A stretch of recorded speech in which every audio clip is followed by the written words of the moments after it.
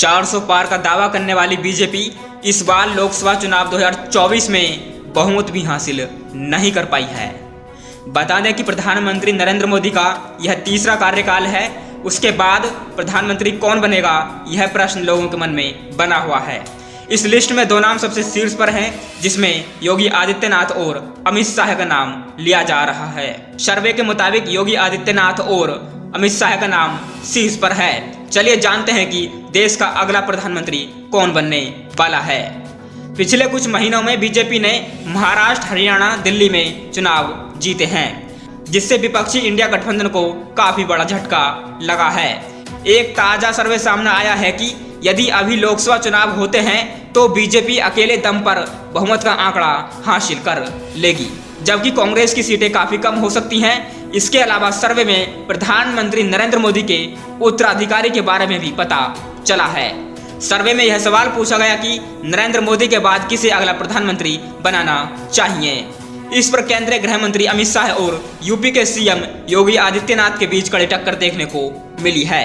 हालांकि अमित शाह को लगभग 1% ज्यादा वोट मिले हैं। इंडिया टुडे के मूड ऑफ द नेशन सर्वे में 26.8% लोगों ने कहा है कि नरेंद्र मोदी के बाद देश का अगला प्रधानमंत्री अमित शाह को बनना चाहिए। वहीं यूपी के सीएम योगी आदित्यनाथ को 25.3% लोग चाहते हैं कि वे देश के अगले प्रधानमंत्री बने।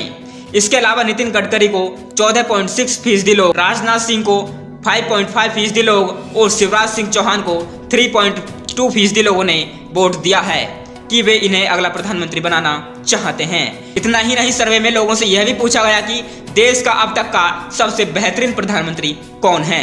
इस पर पीएम मोदी को 50.7% लोगों ने देश का सबसे बेहतरीन प्रधानमंत्री बताया है। वहीं पर मनमोहन सिंह को 13.6% वोट मिले हैं, जबकि इंदिरा गांधी को 10.3% लोगों ने सबसे बेहतरीन प्रधानमंत्री बताया है। अटल बिहारी वाजपेयी को 11.8% लोगों ने देश का सबसे अच्छा प्रधानमंत्री बताया है। बता दें कि सर्वे में सामने आया है कि यदि अभी लोकसभा चुनाव होते हैं तो बीजेपी को बहुमत मिल सकता है। बीजेपी को 281 सीटें आ सकती हैं, जबकि कांग्रेस की सीटें कम होकर 78 रह सकती हैं।